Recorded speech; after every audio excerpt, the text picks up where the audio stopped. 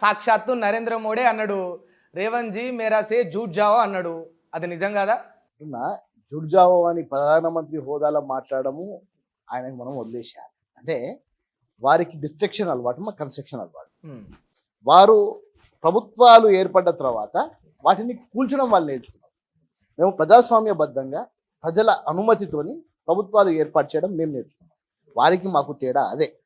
మీరు మా పార్టీలకు వచ్చేసేయండి, మీరు మా దగ్గరికి వచ్చేసేయండి, మీకు నిధులు ఇస్తాము అని అంటే మొట్టమొదటిగా ప్రధానమంత్రి గారి మీద రాష్ట్రపతి గారు ఇమ్మీడియట్గా చర్యలు తీసుకోవాలి. ఇటువంటి వ్యాఖ్యలు చేసినందుకు ప్రధానమంత్రి హోదాలో చేసే వ్యాఖ్యలు కాదు.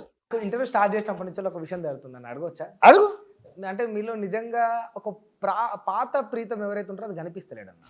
పాత ప్రీతం గారు చేంజ్ కాడు, ప్రీతం గారు చేంజ్ కాడు. లేదన్న, అంటే ఇప్పుడు ఈ రాష్ట్రంలో ఒక చిన్న తప్పు జరిగినా ఎక్కడైనా అది తప్పు అని అనిపిస్తే మీసాలు మెలేసి తొడలు కొట్టి సవాలిసిరే ప్రీతము ఇప్పుడు ఎక్కడ పోయిండన్న? అటువంటిది ఏమైనా ఉంటే ముఖ్యమంత్రి గారి దగ్గర పోతా, సేమ్ మీసాలు తిప్పుతా, తొడ కొడతా, అక్కడ చెప్పేసి వస్తా అన్న ఇది తప్పని. కానీ జనాలు దాంట్లో నేను కాంప్రమైజ్ కాను. మీరు పోయినరా? ఇప్పుడు మొన్న బండి భగీరథ విషయంలో 17 ఏళ్ళ ఆ మైనర్ అమ్మాయి మీద అఘాయిత్యం జరిగితే మీరు పోయినరా అన్న? దాని మీద అందరికంటే ముందు ముఖ్యమంత్రి గారి దగ్గర పోయి చెప్పిందే నేను. మీరా ఫస్ట్ చెప్పిందే నేను. ఏమని చెప్పిండ్రని నాకు ఒకసారి స్పష్టత ఇస్తారా? అనా ఆ తంబాకు గాని కొడుకు ఇరికిండని చెప్పిన. ఏందన్నా మళ్ళీ ఒకసారి? ఆ తంబాకు గాని కొడుకు మరి అని తంబాకు గానే అంటాం, మరి ఇంకేమంటాం? ఇంకేమంటాం?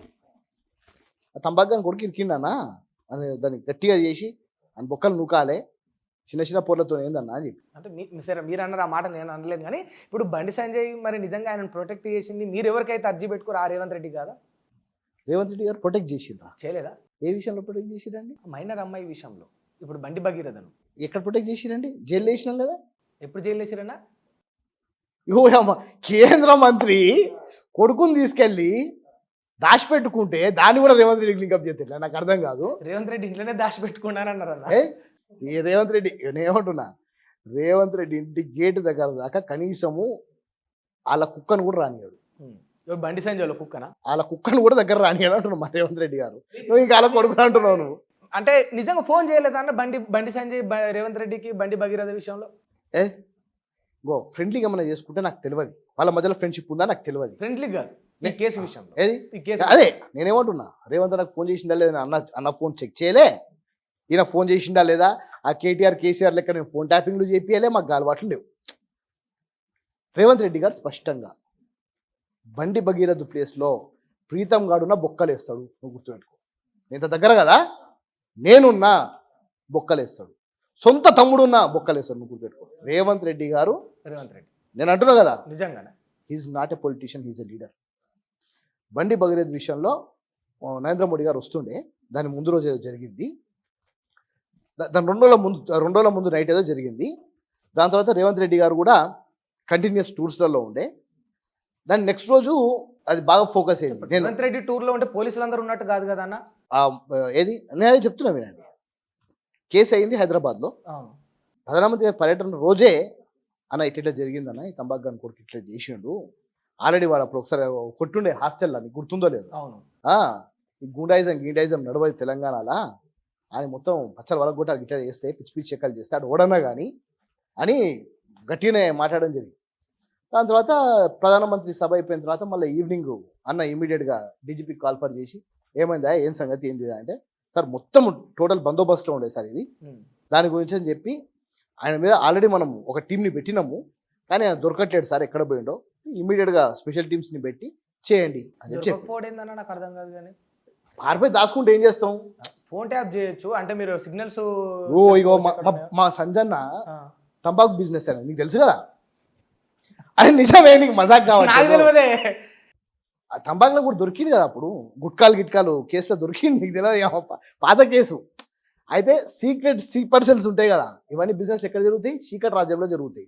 ఆ చీకటి రాజ్యానికి అధిపతి ఉండే అప్పట్లో, గుట్కాలు తంబాకులు వాటిల్లో. ఇప్పుడు కూడా వేసుకుంటాడు పక్కకి, ఇట్లా జడదాబాయిలు వేసుకొని మాట్లాడుతుంటాడు, జోడాబాయిలు.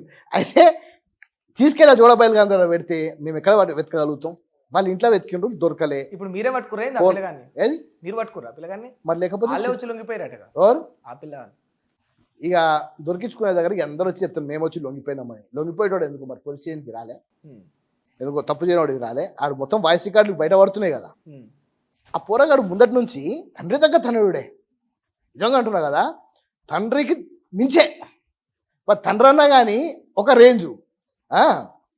తండ్రి ఏమో ఓ దోవుదాము మసూద్దాం దోవుదాము, లింగాలు వస్తే మాకు చెవాలు వస్తే మీకు అని ఆయన అంటాడు జోడబాయిలు వేసుకొని.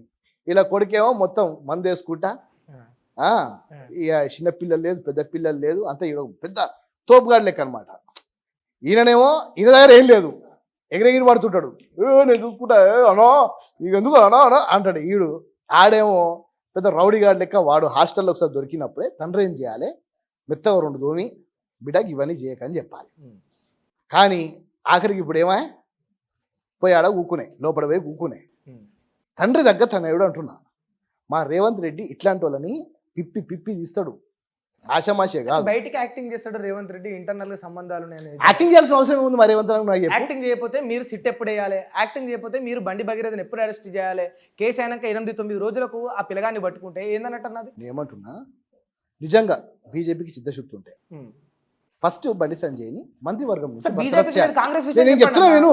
బీజేపీకి లేదనుకుందాం. మరి బర్తరఫ్ చేయకపోతే ఆయన మంత్రిగా, కేంద్ర మంత్రిగా మినిమం పొలిటికల్ ప్రెషర్ పెడతాడు కదా. పెడతా అంటే మీరు పొలిటికల్ ప్రెషర్ కు మీరు గురైనరా, మీరు లొంగిపోయినరా? మేము గురి కాకపోయినా అధికారులు అయితే గురవుతారు కదా. అధికారులు ఏందన్నా, అధికారులు ఇప్పుడు కేంద్ర మంత్రి మాట్లాడదా లేకపోతే రాష్ట్ర ముఖ్యమంత్రి మాట్లాడతారా? అధికారులు కేంద్ర ప్రభుత్వంలో ఉన్న వాళ్ళు ప్రధానమంత్రిని అడ్డం పెట్టుకొని, గవర్నర్ అడ్డం పెట్టుకొని ఇక్కడ తెలంగాణ రాష్ట్రంలో ఈ విధమైన అరాచకాలు రేవంత్ రెడ్డి ఏం నడుస్తలేదు అంటారు. లా అండ్ ఆర్డర్ ఇక్కడ హోంశాఖ మంత్రి కూడా రేవంత్ రెడ్డి నడుస్తలేదు అని అంటారు మీరు. అందుకే కదా, అందుకే ఇప్పుడు రేవంత్ అన్న యాక్షన్ స్టార్ట్ అయింది కదా. ఇప్పుడు రాడు జైలుకి, మళ్ళీ బయటకు వస్తాడు కదా. ఇప్పుడు పిల్లగా రాని మంచిదే కదా. అంటే కస్టడీకి వస్తాడు, కస్టడీలోకి తీసుకుంటున్నాం, కస్టడీలోకి రాని కస్టడీ సంగతి ఏందో తెలుస్తాం. తప్పది. నేనేమంటున్నా, ఆ ప్లేస్లో నా బిడ్డైనా నా చెల్లైనా నా అక్కైనా ఎట్లా రియాక్ట్ అవుతారో అట్లనే ఉంటుంది. రేవంత్ అన్న ఆషామాషి వదిలిపెట్టాడు, ఎంత దగ్గరోడైనా వదిలిపెట్టాడు. బండి భగీరథ్ పులి స్టాప్ అంతే పక్కా. ఏ ఆయన బయటికి రాగానే ఏమైనా స్పెషల్ పర్మిషన్ పెట్టుకున్నాడే, ఆడు వేరే దేశం కూడా పోలేడే. పాస్పోర్ట్ సీజ్ చేస్తారు కదా, వేరే దేశం పోలేడు. మరి ఈయన చీకటి సామ్రాజ్యాలు ఏమైనా ఉంటే అక్కడ పంపించుకోవాలి అంతే. ఇది అంతకంటే ఎక్కువేం చేయలేదు. మా అండమాన్ నికోబార్ అడవులను అన్నింటినీ కొట్టేస్తుండు మా ప్రధానమంత్రి. అండమాన్ నికోబార్ ఐలాండ్లకు పంపించి బండి భగీరథ్కి అక్కడ ఏమన్నా చేసుకుంటే చేసుకోవచ్చు. వీడైతే బతకలేడు, ఇక కథం క్లోజ్. ఇప్పుడు బండి భగీరథ విషయంలో రేవంత్ రెడ్డి స్ట్రిక్ట్ గా సీరియస్ గా ఉన్నాడా? ఎస్. శిక్ష పడే అవకాశాలు ఉన్నాయా? 100% పడుతుంది పక్కా. శిక్ష పడేది మొత్తం సెక్షన్సే క్లియర్గా ఉన్నాయి. రేవంత్ అన్న మా చేతుల నుంచి పోయింది, న్యాయ వ్యవస్థలకు పోయింది. న్యాయ వ్యవస్థ వదిలిపెట్టదు, జ్యుడిషియల్ వదిలిపెట్టదు. జ్యుడిషియల్ వదిలిపెట్టినా ప్రీతంగా వదిలిపెట్టాడు. చల్ అంతేనా? అదే డౌట్ రికార్డ్ అన్న రికార్డ్ అవుతుంది. డౌట్ ఇందులో ఏమైనా మార్పులు చేర్పులు వస్తే మళ్ళీ ఇంటర్వ్యూ కూర్చుందాం అన్న. డౌట్. బండి భగీరథ లాంటి హ్యూమనైజర్ ఎవరిని వదిలిపెట్టాం. డ్రగ్స్ విషయంలో చూస్తురుగా రేవంత్ రెడ్డి గారు ఎవరినన్నా వదిలిపెడుతున్నాడా అని నిజం మనస్ఫూర్తిగా చెప్పు. అరే ఒక్కసారన్నా కానీ నువ్వు అప్రిషియేట్ చేయాలి అన్న. డ్రగ్స్ విషయంలో 100 సార్లు చెప్పమంటే చెప్తా. డ్రగ్స్ విషయంలో రేవంత్ రెడ్డి ప్రభుత్వం చాలా స్ట్రిక్ట్ గా ఉంది. ఈ విషయంలో కూడా వదిలిపెట్టాడు రేవంత్. నాకు తెలుసు ఇటువంటి విషయాలు అయితే వదిలిపెట్టాడు. ఇంకేమైనా తప్పు చేసిన నన్నుపై కాలు పట్టుకుంటే క్షమిస్తాడేమో కానీ ఇటువంటి విషయాలలో అయితే నాకు తెలుసుగా అన్న గురించి. నేను తప్పు చేసిన అన్న నేను పోయి కాలు పట్టుకున్నా కన్నుడు అంతాడు కానీ క్షమించాడు.